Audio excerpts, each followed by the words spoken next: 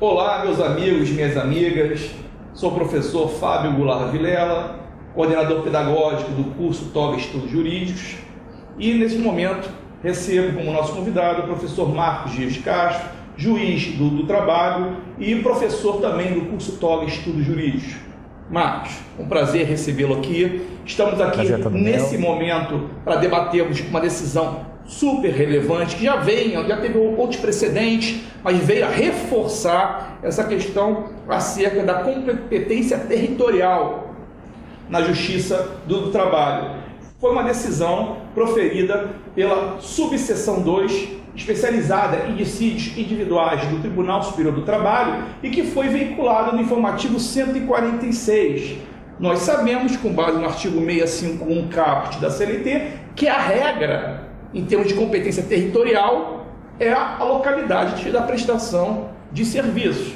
Até porque a ideia, e a meu ver, se o professor Marcos discordar, fique à vontade, a ideia aí sim é favorecer até um empregado que é parte hipossuficiente economicamente da relação jurídica de emprego, de ter acesso à jurisdição. E por que eu digo isso?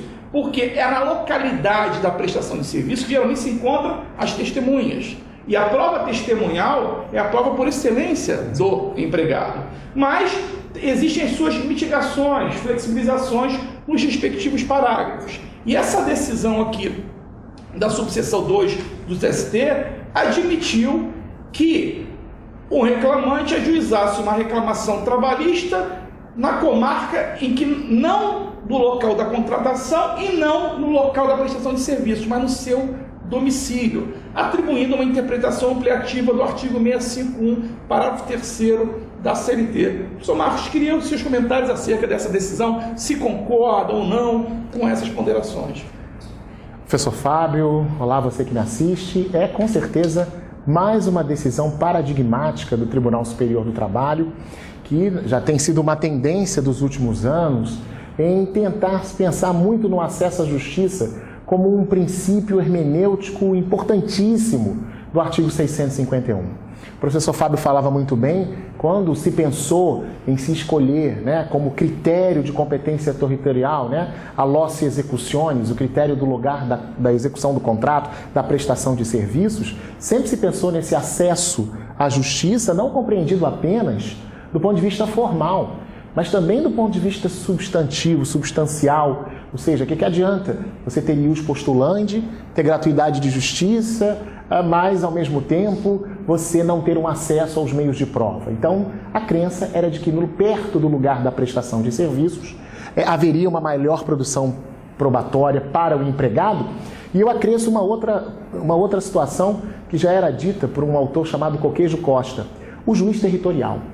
O juiz do lugar da prestação de serviços, o juiz territorial, ele conhece as peculiaridades, Eu, quando era juiz lá em Itaguaí, um grande abraço para quem me assiste dessa cidade aqui na Baixada Fluminense, eu vi de perto o que é ser um juiz territorial. Eu tinha o que eu chamava de meus clientes, aquelas empresas que você já conhecia, pelo tipo de lead, pelo tipo de relação trabalhista que você tratava.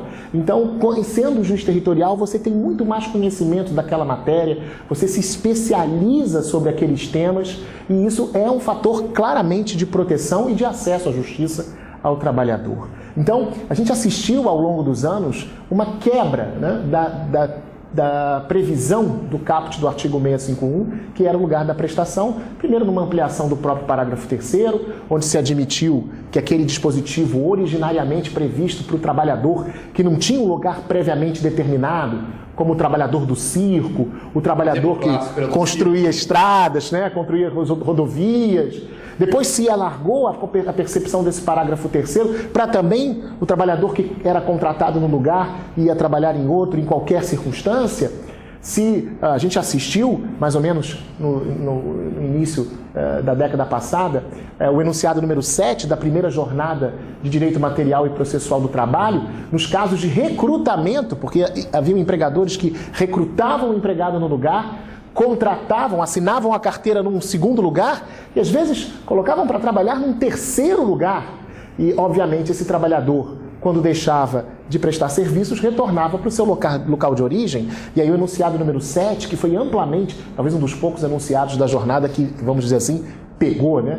Muitos juízes aplicando a questão do acesso à justiça. E agora a gente começa a assistir, esse julgado é um julgado muito importante, porque para empresas que têm, empresas de perfil nacional, e nós podemos falar não só de empresas públicas ou sociedades de economia mista, mas de empresas privadas, grandes bancos, grandes supermercados, que têm realmente um perfil nacional, o TST entendeu em boa hora, em boníssima hora eu diria, que o trabalhador deve ter sim a opção de escolher o lugar do seu domicílio.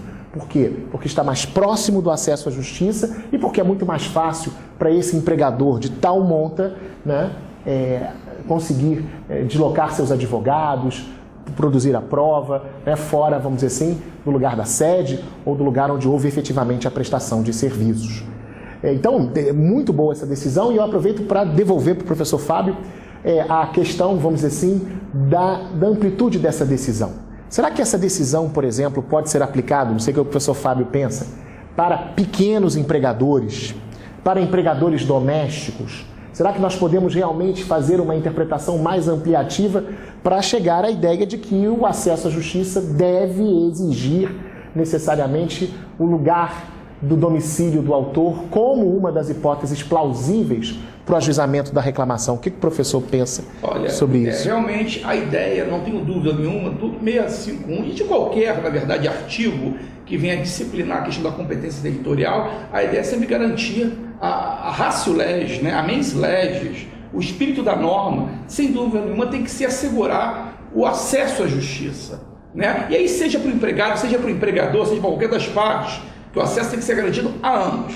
Então, ao meu ver, nós não podemos ainda, como regra, adotar como uma terceira hipótese o domicílio do reclamante. Deve ser analisado o caso concreto e verificar casos, por exemplo, de microempresas, empregadores domésticos, que às vezes, mudando o local do ajuizamento da ação, você inviabiliza também para outra parte o mesmo acesso à justiça. E aí estaria o quê? Não estaria havendo um tratamento isonômico. Então, são questões, por isso que eu entendo que a regra continua sendo 651, aquelas hipóteses, e caso a caso deve ser analisado, e aí deve ser feito um juízo ponderativo, não vejo de forma distinta, sob risco, muito risco, de se nós adotarmos teses absolutas, conforme o tipo de empresa, podemos incorrer em injustiças graves, e tanto que a ideia é assegurar o acesso à justiça, que eu até trago um exemplo muito ligado à nossa atuação lá no Ministério Público do Trabalho, a questão da possibilidade de execução, liquidação, na verdade, de execução nas ações civis coletivas, pelo Código de Defesa do Consumidor, que tem o mesmo caráter protetivo, intuitivo da CLT em relação aos trabalhadores, tem o Código de Defesa do Consumidor em relação aos consumidores, que em regra são a parte hipossuficiente daquela relação de consumo. E quando a ação civil coletiva se postula na tutela de direitos individuais homogêneos, uma condenação genérica. E aí teremos a fase da liquidação e execução individual de cada parcela daqueles trabalhadores beneficiados pela decisão. E se nós fizermos uma leitura sistêmica, não está expressa, mas sistêmica no Código de Defesa do Consumidor, além da competência do juízo, ou até dos juízes dentro da comarca em que foi prolatada a decisão condenatória, também, com base lá no artigo 101 do Código de Defesa do Consumidor, nós poderíamos também trazer a possibilidade de competência do juízo do domicílio do autor. Então, todas esses entendimentos, sejam doutrinários, jurisprudenciais, eu acho que o norte, o fim, é sempre assegurar o acesso à justiça. É claro que dentro do direito do trabalho, no nosso caso do processo do trabalho, você tem muito foco no empregado, em razão da sua insuficiência, necessidade de tutela, mas também não pode ser uma tutela a tal ponto que venha inviabilizar também o acesso do empregador, que seja dotado também não de uma hipossuficiência, mas que não tenha, logicamente, uma capacidade econômica que possa suportar esse deslocamento. E aí, a meu ver, estaria violando até a questão isonômica. concordo em gênero totalmente, em todos os graus possíveis com as ponderações do professor Fábio, principalmente porque a gente tem várias circunstâncias específicas, e quem milita nossos trabalhos sabe disso, de microempregadores, do EIRELI, né?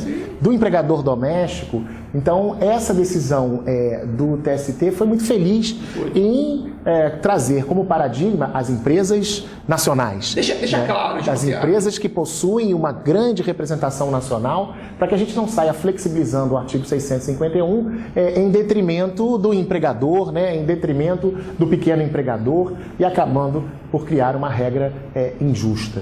E o professor Fábio falou muito bem da questão da liquidação das ações coletivas, que inclusive gerou aqui no TRT do Rio de Janeiro um precedente normativo 29 do órgão especial, dirimindo essa questão e deixando claro que ele pode ficar na liquidação coletiva, ele pode partir para a liquidação individual no foro do domicílio dele, utilizando-se a regra muito salutar do Código de Defesa do Consumidor, né? Que a gente, como o professor Fábio muito bem, eu diria que é uma norma co-irmã, né? Exatamente. Porque assim como temos a CLT, temos o Código de Defesa do Consumidor, não diria privilegiando, porque não se trata de privilégio, mas corroborando e prestigiando o princípio da isonomia, que não é tratar de forma igual os iguais, nós sabemos disso, mas os desiguais na medida em que se desigualam. Exatamente.